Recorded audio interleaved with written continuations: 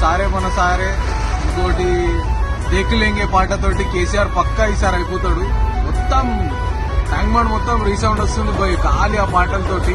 ఇది pre election result లెక్కనే ఉన్నది ఇదైతే. చలో దేకులేంగే అంటారు అందరూ.